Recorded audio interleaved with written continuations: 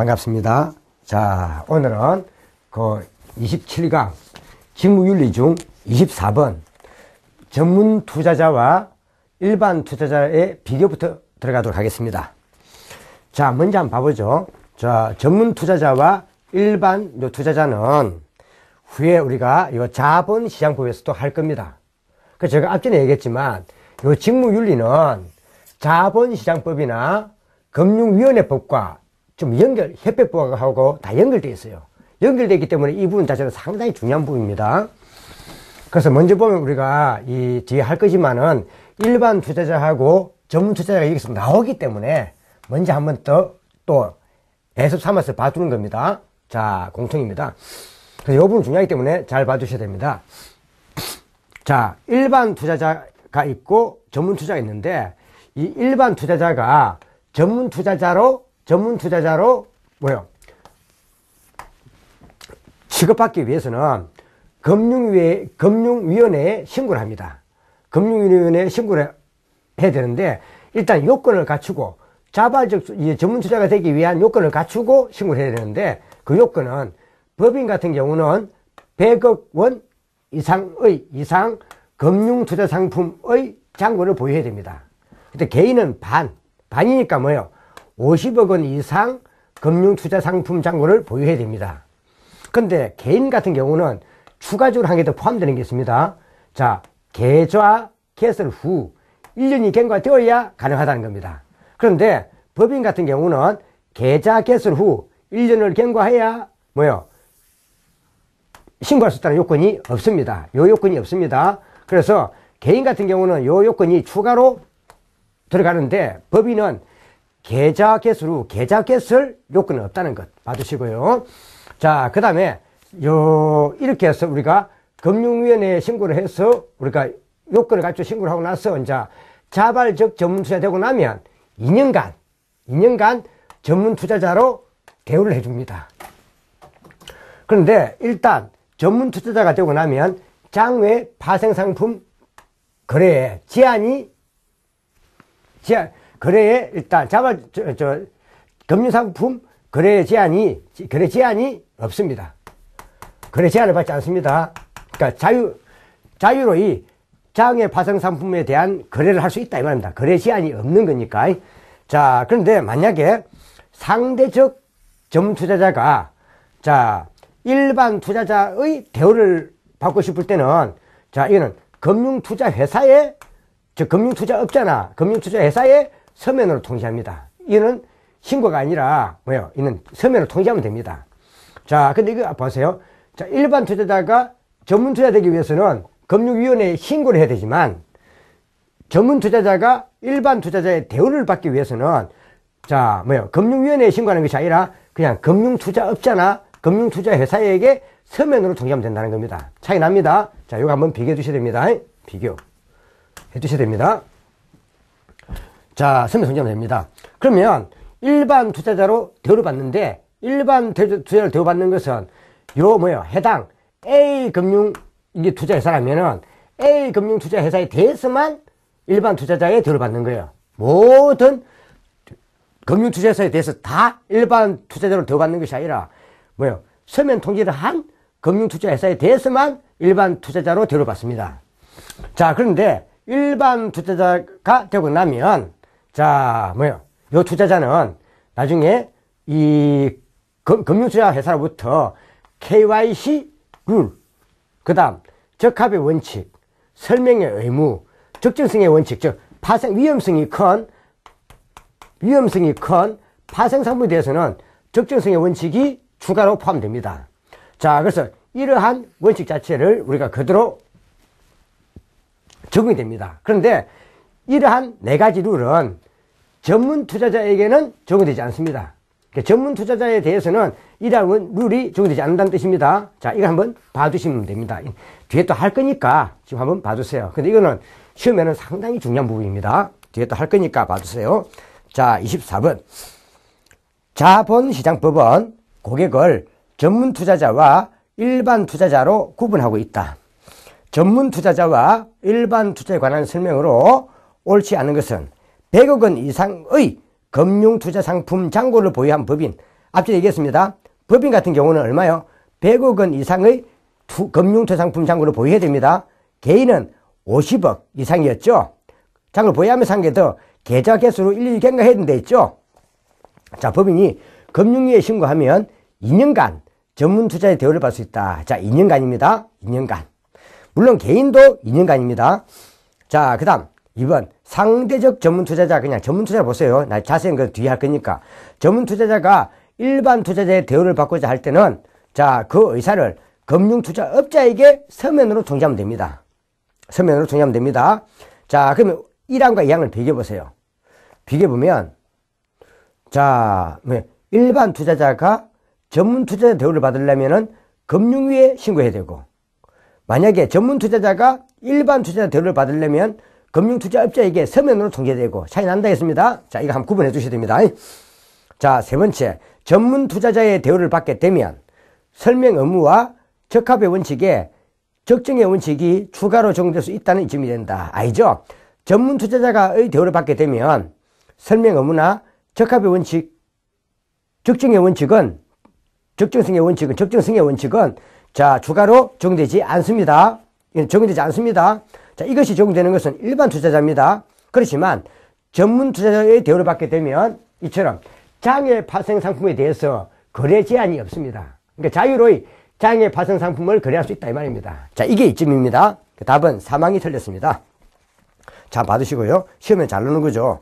4항, 개인이 50억 이상의 금융 투자 상품 잔고를 보유하고 한 개 더 계좌 개설 후 1년이 경과해야 전문 투자자로서 신고할 수 있는 요건이 갖춰진다. 그래서 앞에 법인은 계좌 개설 후 계좌 개설 의무가 없었는데 개인은 계좌 개설 후 1년이 경과해야 신고할 수 있는 계좌 개설 요건이 추가로 있다는 것 받으셔야 됩니다. 자, 23번 한번 받으시고요. 자, 요 정리 한번 같이 해두시면 되겠습니다. 25번 자본시장법과 관련된 고객과의 이해상충 금지 의무에 관한 설명으로 틀린 것은 자, 이제 요 내용인데요. 고객이익 상충 금지 의무. 이것도 자본시장법입니다. 오늘 조금 있다가 할 자본시장법 내용이에요. 그래서 요 부분은 그대로 자본시장법과 다 연결되어 있습니다. 그래서 요 부분도 상당히 시험에는 단골손님이죠. 고객이익 상충 금지 의무에 보면 그러니까 고객의 이익이 상충되는 겁니다. 상충. 되는 것을 금지하는 의무다 이 말입니다. 그러니까 정권회사하고 금융투자회사하고 요 고객 사이에 이익이 상충될 수 있는 이런 것은 하지 마라 이 말입니다. 그러면 이해 상충 방지 체계가 있는데 이게 공시 또는 회피 원칙이 하나 있고 그 다음에 과당매매 판단도 있어요. 과당매매 또 있어요. 자, 그러면 공시 또는 회피 원칙은 상충 발생 가능성이 존재할 때 공시를 해주고 또 하지 않아야 됩니다. 그럼 이때 자, 고객과 금융투자회사와 이해가 상충되는 거예요. 그러면 이 가능성이 존재하면 일단 고객에게 금융투자회사는 공지를 알려줘야 됩니다. 알려줘야 됩니다. 그리고 이해 상충 발생 자체를 조정해야 됩니다. 조정을 해야 되는데 조정을 할 수 없다면은 거래를 회피해야 됩니다. 하지 않아야 됩니다. 단념해야 됩니다. 자, 이걸 의미하는 겁니다. 조정이 되면 그거 하면 되고 조정이 안 되면 거래를 단념해야 됩니다. 이게 우리가 이해상충 방지 체계입니다. 그 다음에 과당 매매인데 여러분들 알다시피 이 금융투자회사에서 고객 계좌에 있는 이 관리 계좌에 대한 것을 자주 매매를 해버리면 그만큼 수수료가 많이 주어집니다. 그래서 이러한 과당 매매를 해가지고 요 말 그대로 이 금융투자회사의 직원이나 금융회사의 실적을 올리려고 하는 이 자체를 갖다가 과당 매매도 금지한다는 거죠. 그럼 이때 과당 매매의 판단 기준은 일단 매매가 되는 과정 중심입니다. 과정. 예를 들어서 상당히 과다하게 예를 들면은 과다하게 고객 수수료 부담이 크다든지 또는 앞에 밑에 뒤에 보면 해설에 있죠. 자, 해설 보면은 그 다음에 자산 상태라든지 투자 목적에 비추어 볼 때 현저하게 과다한다든지 그 다음에 수반 위험의 이해 여부라든지 권유 내용의 타당성 등을 고려해가지고 과당 매매의 판단 기준을 잡습니다. 주의할 점은 과당 매매 판단은 매매되는 과정을 기준으로 하는 것이지 사후 발생된 결과 기준이 아닙니다. 이거 봐도 됩니다. 사후 결과된 거. 이 과당 매매를 해가지고 투자에게 돈을 많이 벌었더라. 이런 거 따윈 아니라 그죠. 결과가 아니라 투자자가 얼마만큼 수익을 창출했는가 얻었는가 이런 사후 결과가 아니라 요 과정을 중시한다는 것 봐주셔야 됩니다. 그 다음에 정보 우리가 교류 차단 의무가 있습니다. 이거 보통 차이니스 웰 하기도 하죠. 뭐 만리장성. 차이니스 웰이 만리장성이죠. 그래서 하는데 자 이걸 보면은 이거는 이 정보 교류 차단 자체는 내부에 있는 요 정보를 내부 정보를 차단벽을 구축하는 겁니다. 그래서 이거는 인가 요건입니다. 그 업무상입니다. 이때 일단 이는 내부 정보 적용에 관계된 것 이런 것들을 차단해야 되고 사원 겸직을 해야 되고 사원 겸직 금지가 있고 사원 겸직도 하면 안 됩니다. 사원 겸직 이런 것도 하면 안 되고 그 다음에 자 공간 설비의 이용 이런 것들이 다 뭐요? 이런 것들을 차단시켜줘야 됩니다. 안 되게끔 차단해야 됩니다. 안 되게 차단해야 되는 요인입니다. 이거는 자 금지 요인입니다. 자 한번 받으시고 이게 우리 정보가 왔다 갔다 교류되는 것을 차단하는 업무다 이 말입니다. 자 그 다음에 투자자 이익 우수입니다. 우리가 보통 보면은 이 금융투자회사도 자사에 뭐요 고유자산을 이용해 가지고 투자를 해요. 그러다 보면은 이 금융투자회사가 자사의 고유자산을 가지고 정권에 투자해서 이익을 얻을 때와 또 투자자의 자산을 받아 가지고 뭐요 또 정권에 대한 이 매매 등을 해준단 말이에요. 이때 이런 경우에 두 개가 이제 상충이 되는 거예요. 이럴 때 금융투자회사는 어떻게 하겠습니까? 당연하게 회사의 이익을 우선을 하겠죠. 그래서 이런 경우는 이러면 안 되고 투자자의 이익을 우선하라 이 말입니다. 그러니까 고객과 이익이 상충될 때 이때도 투자자 이익을 우선한단 말이에요. 이때 요 이익의 우선순위는 어떻게 잡아야 되느냐? 제일 먼저 고객 이익을 1순위 해야 됩니다. 2순위가 회사 이익. 그래서 3순위가 뭐요? 바로 임직원의 이익이 됩니다. 순위. 자, 고객 이익 자체를 가장 우선해라. 근데 고객끼리는 동등입니다. 고객끼리는 동등하게 된다. 동등하게 된다. 고객끼리는 동등. 이 말입니다. 그 다음 자기 거래의 금지가 있습니다.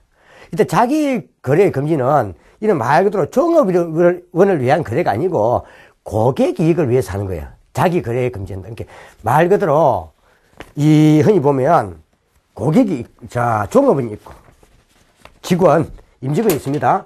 자 직원이 있고 고객이 있습니다. 이 고객에 직원이 뭐 한다고요? 바로 상대방이나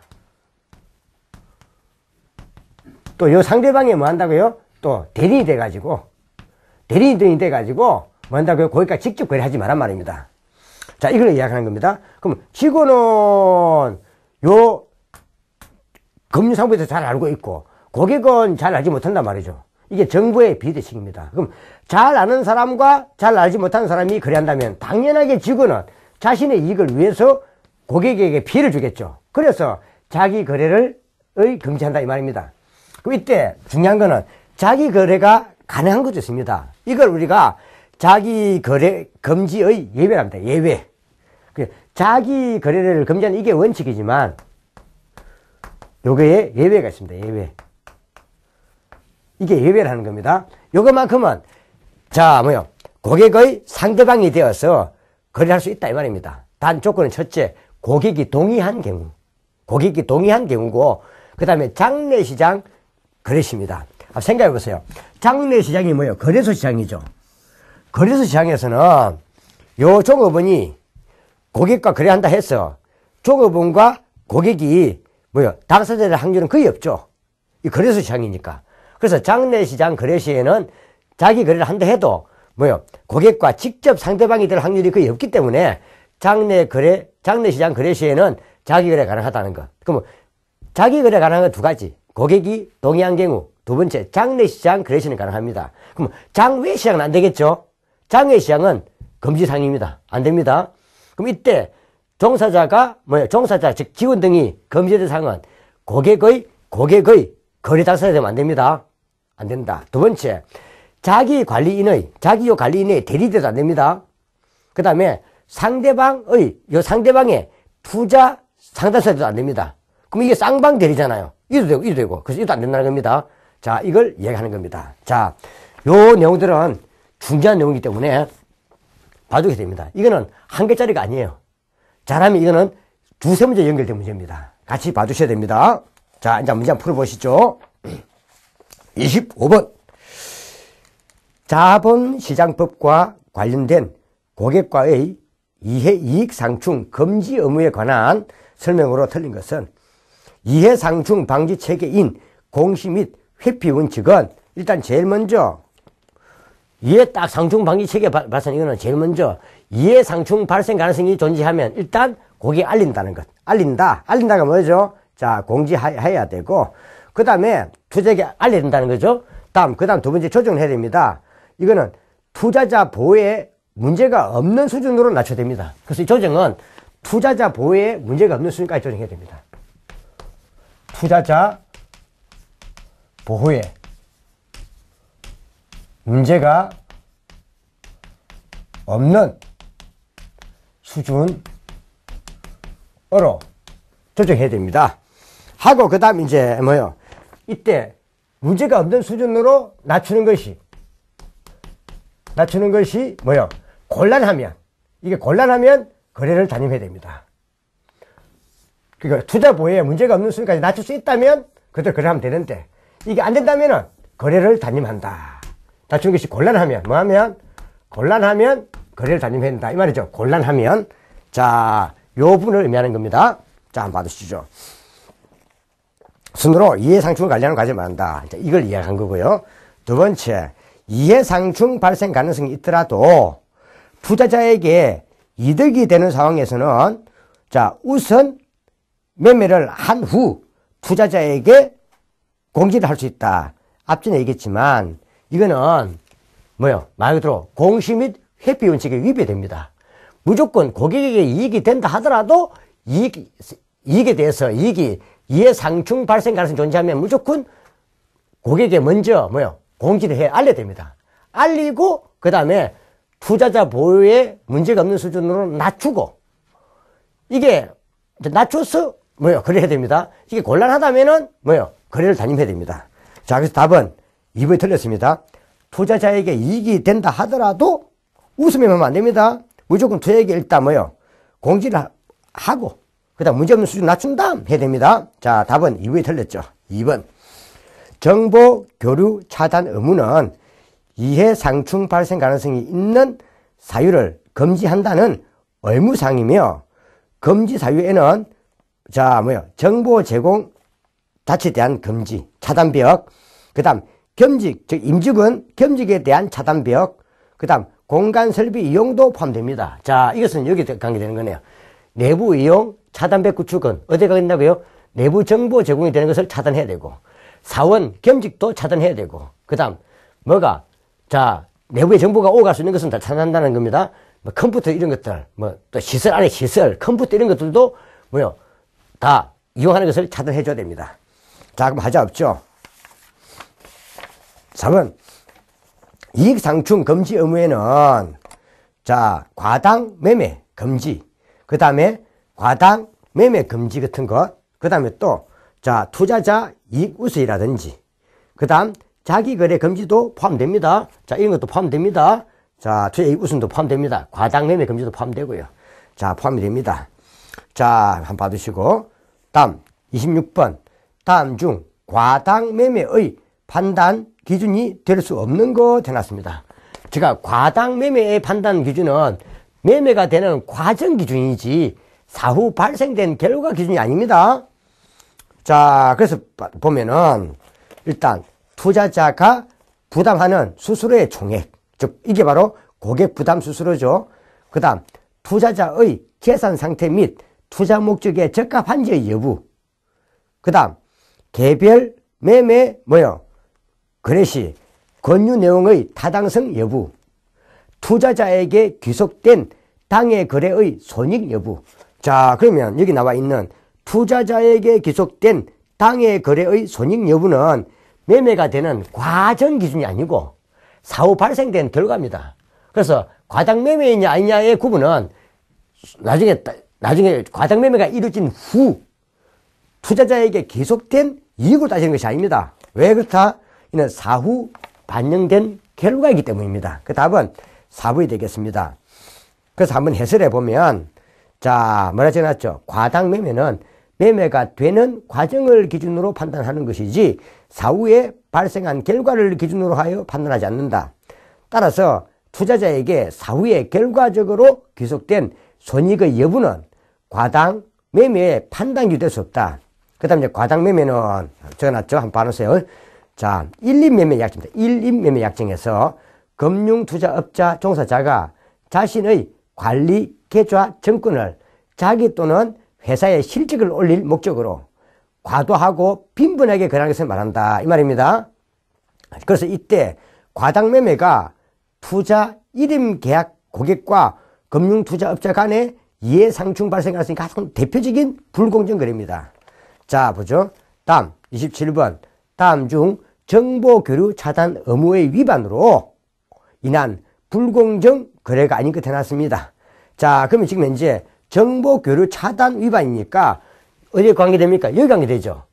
그럼 이거는 말 그대로 정보가 왔다 갔다 할 수 있는, 내부 정보가 왔다 갈 수 있는 것을 차단하라 이 말입니다. 내부 정보가 오고 갈 수 있는 것을 차단해야 되고, 사원을 통해 가서 사원 겸주 통해 왔다 가서 하는 걸, 차단해야 되고, 같은 공간, 같은 설비를 이용함에 따라서 정보가 오고 갈 수 있는 걸 차단하는 걸 말합니다.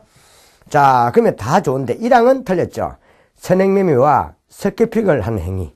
선행매매하고 석계픽을 하는 행위도 불공정 거래는 맞습니다. 맞지만은 이것은 정보 교류 차단 의무 위반은 아닙니다. 그 답은 1번이 되고요. 그럼 2번, 3번, 4번 한번 보면 되겠죠. 그래서 27번 정답은 1번이 되겠습니다. 27번 정답은 1번. 자, 되고요. 앞에 여기 보면은 금융투자 상품에 관한 거래 정보를 투자 매매 업체 간에 제공하는 거. 이게 정보 제공이죠. 내부 정보 제공. 그 다음에 자, 사무공간이나 전산 설비 등을 이용하는 것. 요게 공간 설비 이용이죠. 다음 네 번째, 임원 또는 사원을 겸직하게 하는 행위. 물론 대표자는 제외됩니다. 자, 겸직하는 것. 그죠? 이게 앞에 사원 겸직 이거죠. 자, 그 답은 1번. 27번 정답은 1번이 되겠네요. 자, 앞에 선행매매하고 석계핑의 개념이 있으니까 이걸 한번 읽어봐 주세요. 선행매매는 상품 가격에 중대한 영향을 미칠 수 있는 정보를 이용해서 고객이 주문 계약을 하기 전이니까 선행이잖아요. 먼저 하는 게 선행. 하기 전에, 주문 계약 전에 금융투자업자의 계산으로 거래하거나 또는 제3자에게 거래를 권유하는 행위를 말한다. 그래서 선행매매도 역시 심각한 불공정 거래입니다. 그러니까 고객이 주문 계약을 하기 전에 금융투자가 먼저 해버리는 거니까 이게 선행매매. 그 다음에 스캘핑도 봐요. 스캘핑은 상품 가격에 영향력을 행사할 수 있는 자가 투자 분석 자료의 공포 또는 제공하기도 전에 미리 해당 정권을 매수를 한 다음, 나중에 자신의 의견을 확 발표를 해가지고 증값이 올라가면은 이제 매도해갖고 차익을 넣는 겁니다. 스캘핑.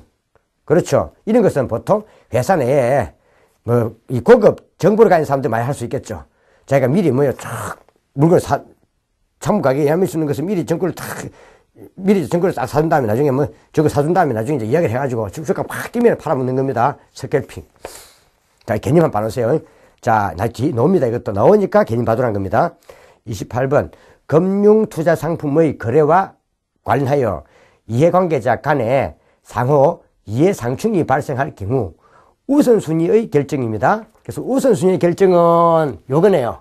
결정은 제일 먼저 고객 이익을 가장 우선해야 됩니다. 근데 고객끼리는 동등합니다. 동등해야 됩니다. 그 다음 두 번째가 회사 이익. 제일 마지막이 임직원 이익입니다. 자, 1항에 기존 고객의 이익은 신규 거래 계좌 개설 고객의 이익보다 우선해야 된다. 아닙니다. 기존 고객이든 신규 거래 계좌 개설 고객이든 고객끼리는 구분 없이 자, 동등하게 해야 됩니다. 동등하게. 그 답은 1항 틀렸네요. 고객의 이익은 회사나 임직원 이익보다 우선한다. 고객의 이익은 주주나 제3자 이익보다 우선한다. 고객 이익 우선. 그 다음에 회사 이익은 임직원 이익보다는 우선해야 된다. 이 말이죠. 자, 보자고요. 그 다음, 29번. 그래서, 자, 요까지가 우리가 쭉 강의된 건데, 이제, 다음은 투자 목적에 적합해야 할 투자 권유 준칙에 관한 설명입니다. 준칙에 관한 설명입니다. 이거 한번 봐보죠. 한 장 넘기시면, 그, 29번에 해설부터 봐봐요. 해설부터 봐보세요. 해설. 자, 찾았습니까? 해설부터 보세요. 보면, 자, 지금 쭉 나와 있는데, 자, 투자이게 권유칙입니다. 자, 여기에다 여러분들 한번 이것도 별표로 쭉 봐줘. 별표. 별표인데, 지금 요 부분과 연관되는 겁니다. 자, 이게 우리가, 이거는 일반 투자자에게만 적용되는 투자 권유 준칙입니다. 누구에게만? 일반 투자자에게만 적용되는 투자 권유 준칙입니다. 자, 이거는 대단히 중요하죠. 대단히 중요하죠. 자, 일단 이 투자자를 두 개로 나눕니다. 나누면은 일반 투자자와 뭐요? 일반 투자를 나누면은 전부터 나눠지는데, 이게 앞에, 근데 이거는 일반 투자자에게만 적용되는 투자 권유 준칙이니까 전문 투자자에게는 적용되지 않는다는 뜻입니다. 자, 그래서 일반 투자부터 보면. 자, 보면, 제일 먼저, 자, KYC 룰이 있습니다. KYC 룰 있죠? 그 30분에 KYC를 해놨습니다. 일단, know your customer. 뭐요? 자, 당신의 고객에 대해서 알아라, 이 말입니다. 자, 그래서 제일 먼저 적용되는 것이 KYC 룰이 적용됩니다. 당신이 고객에 대해서 잘 파악하라, 이 말입니다. 고객 파악입니다. 그래서 이때, 이 일반 투자자는 또 두 개 나눠집니다. 일반 투자자는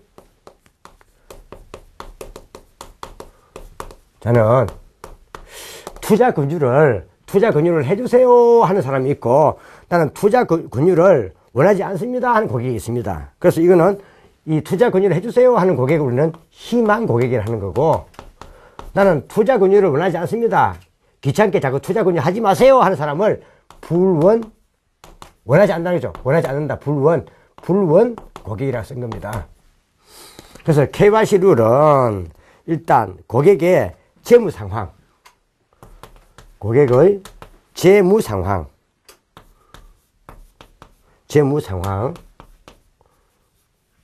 그 다음 고객의 어떤 건요, 그 다음에 투자 경험,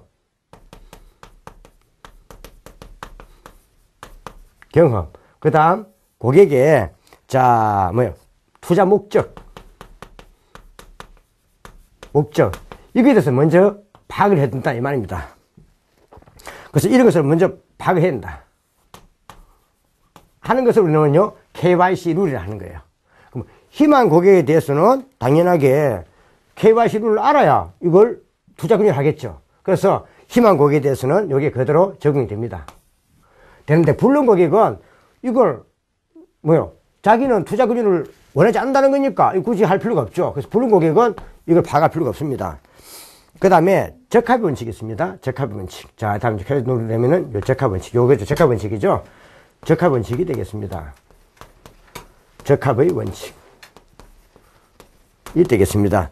적합의 원칙은 고객의 투자 목적에 적합한 상품을 권유하는 겁니다.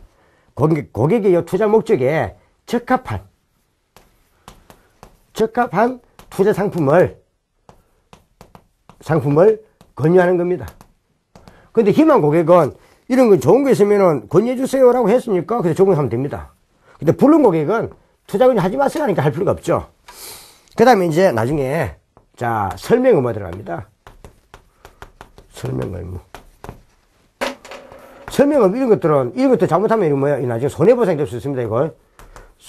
이는 뭐요? 배상이 될 수 있어요. 배상 책임 부담할 수 있는 거예요, 이거는. 해야 됩니다, 이거. 자, 설명 의무가 있습니다. 이제 고객이 이해할 수 있도록 쓰면 됩니다. 어떻게 하도록요? 어렵게 하지 말고, 고객이 잘 이해하도록. 고객이 쉽게 이해할 수 있도록. 고객이 이해할 수 있도록. 이해 가능하도록. 자, 설명해 줘야 됩니다. 거의 설명해야 됩니다. 물론, 이 설명 의무도 일반 희망 고객은 적용되지만은, 불능 고객은 필요 없죠. 그 다음에, 자, 여기 추가가 더 됩니다. 추가. 요까지는 반드시 해야 되는 거예요. 일반 고객에 대해서는. 그러니까, 일반 투자자 중 희망 고객에 대해서는 반드시 해야 되는 겁니다. 여기까지는 해야 됩니다. 근데 보면은, 적정성의 원칙이 추가됩니다. 예, 추가되는 겁니다. 여기까지는 해야 되는 거고, 여기까지는 일반 투자자의 희망 고객에 대해서는 이거는 필수예요, 필수. 이 사람에 대해서는 필수입니다. 해야 됩니다. 자, 추가된 이게 적정성의 원칙입니다. 적정성의 원칙인데, 적정성의 원칙은, 자, 말 그대로, 특히 위험성이 높은,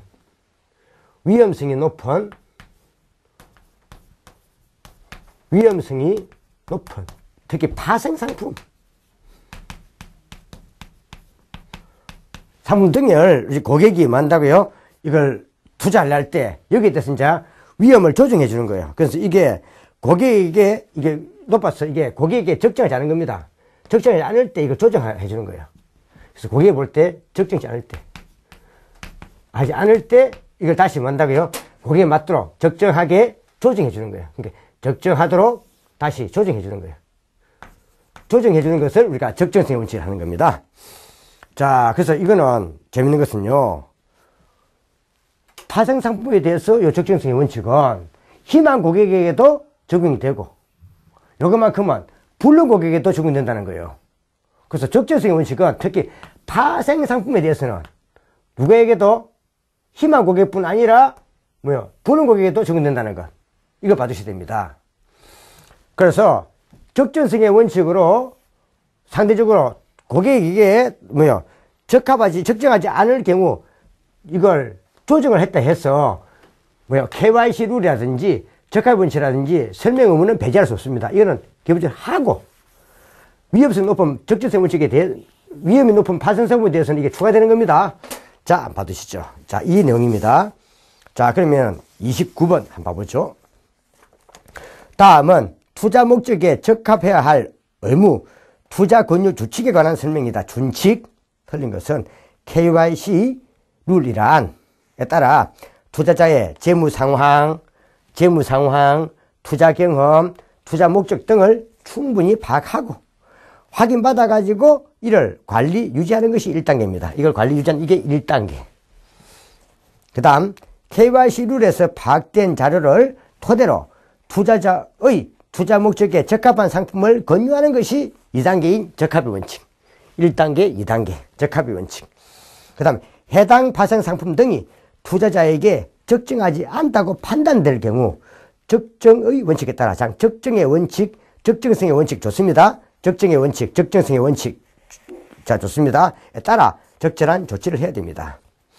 자, 투자 위험이 높은 파생 상품 등에 대해 적정성의 원칙을 준수한 경우에는 적합성의 원칙이나 설명 의무를 생략할 수 있다. 이거 아닙니다. 답은 4번이 틀렸습니다. 이거는 당연히 해야 되는 겁니다. 이거는 반드시 해야 되는 거고, 단, 일반 투자 중에서 불응 고객을 제외한 희망 고객이란 반드시 해야 되고, 요거는 파생 상품 등에 대해서 추가로 포함되는 거예요. 파생 상품 등에 추가로 포함되는 겁니다. 이것만큼은 불응 고객에 대해서 해야 됩니다. 그래서 요 부분은 중요한 거니까 잘 봐두셔야 됩니다. 그 답은 4번이 틀렸습니다. 거기에 대한 것은 이제 해설에 제가 한번 이렇게 정리를 해둔 거고요. 전문 투자는 다 관계없는 거니까 보면 되겠고. 자, 30번. KYC, 자, 당신의 고객에 대해서 잘 파악하세요 하는 정보로서 고객 정보로 볼 수 없는 것 해놨습니다. 이거는 고객의 투자에 관계된 것들입니다. 고객에게 적합한 상품과 또 고객에 대해서 적합한 상품인가를 판단하기 위한 기준으로 미리 1단계로 파악해 두는 거예요. 그렇기 때문에 고객의 소비 패턴은 관계없습니다. 고객의 소비 패턴하고는 아무 관계없죠. 고객이 어떤 물건을 소비하더라, 어떤 걸 잘 먹더라, 짜장면을 잘 먹더라, 이거 관계없습니다. 자, 그래서 답은 2번이 틀렸습니다. 자, 31번. 직무윤리 규정상 파생상품에 대한 투자 권유에 관계된 설명으로 틀린 거. 투자 권유입니다. 투자 권유. 자, 파생상품이니까 요 관계 되겠네요. 파생상품. 자, 파생상품. 전문 투자에게는 적정성의 원칙이 적용되지 않지만, 전문 투자자에게는, 뭐라 했습니까? 자, 앞에 적정 원칙은 적용 안 됩니다. 않지만, 투자 권유를 원하지 않는 일반 투자에게 파생상품을 판매하는 경우는 적정성의 원칙을 두셔야 된다. 이게 뭐예요? 전문 투자자에게는 이런 원칙이 적용 안 됩니다. 다 적용 안 됩니다. 그런데 적정성의 원칙은 파생상품에 대해서만큼은 희망 고객뿐 아니라 권유를 원하지 않는 불운 고객에게도 적용됩니다. 그래서 자, 답은 1항은 맞는 말이죠. 투자 권유를 원하지 않는 일반 투자가 뭐다? 불원 고객이란 겁니다. 자, 하자 없고 2번 협회가 표준 투자 권유 준칙을 일반 투자자 금융투자업자는 변경하여 사용할 수 있습니다.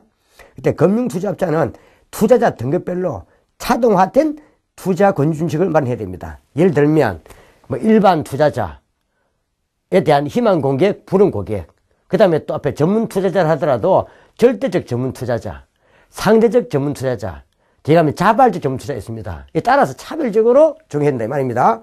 자, 하지 않는 말이고 뒤에 협회에서 하겠죠.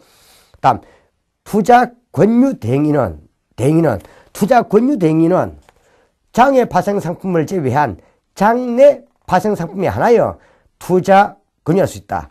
투자 권유 대행인은 뭐요? 모든 파생 상품에 대해서 위험 있는 파생 상품에 대해서 투자 권유할 수가 없습니다.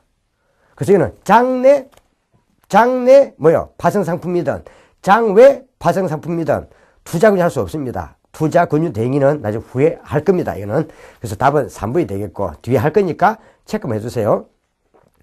장외 파생 상품에 대한 일반 투자자의 거래는 위험 회피 목적일 경우에 하나에 할 수 있다. 이 말이 뭔가 하면 이 장외 파생 상품에 대해서는 일반 투자자가 뭐요? 위험 회피 목적으로 하는 경우는 할 수 있다는 겁니다. 자, 한번 봐두시고.